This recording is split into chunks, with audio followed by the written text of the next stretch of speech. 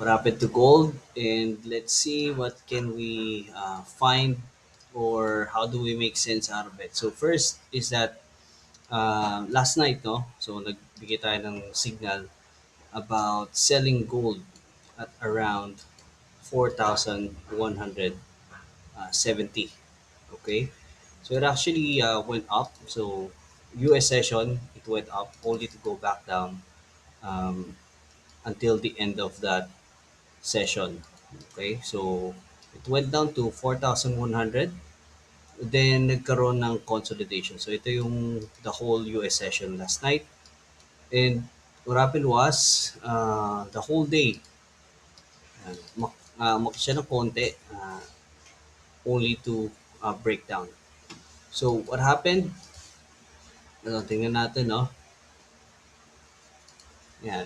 Gold slips as oil jumps after Trump says Iran peace deal over.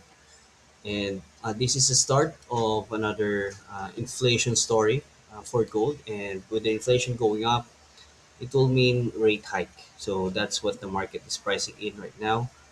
And we're actually selling kanina pa, no? So we had a lot of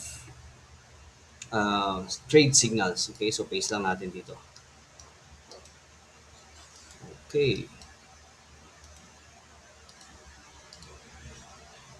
so ito nga, ano yung mga,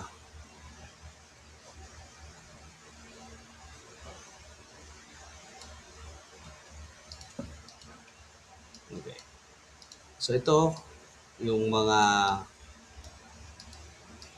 signal natin, the very start. So we had a sell gold at 4130 going down to 4104, and then may abang tayo na sell stop, no, 4088 with target 4,063, which is TP3 hit din, no? So okay na.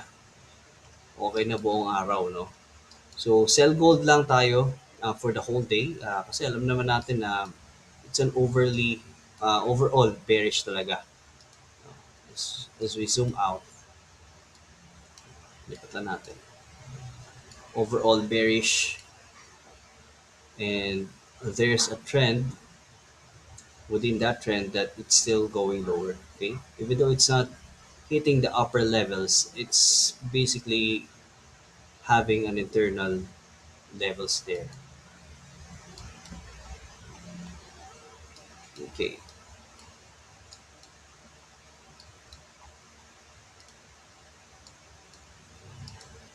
okay, so ayusin lang natin, no? Yeah. So with sell gold and neutral gold, we have uh, a very good week. Ayan, so meron tayong ganyang result for this week. And how do we make sense of this? Okay, so we still continue to like selling gold, no? Kasi it breaks levels. So ito yung sinusunod nating channel, and from here, kanya, we need to just let it move further. And so far, it's not uh, pushing down.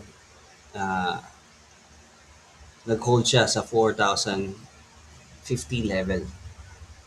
So from here, we wait for it to go back here, um, 4,070, and then targeting, of course, the recent low, 4,050, and then eventually targeting 4,000.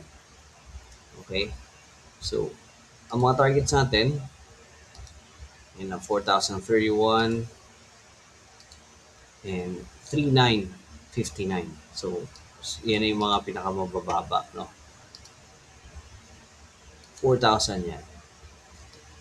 So those are the targets, and we continue to sell on rallies. Okay, so even if it's going up, we just need to look at sell opportunities. Kasi with this fresh news, itong renewed Iran war, we're going to see a lot of down movements and pressures for gold because of the rate hike. Okay, yun lang naman ang pinaprice in dyan. And again, whenever we see some rallies pataas, we sell it.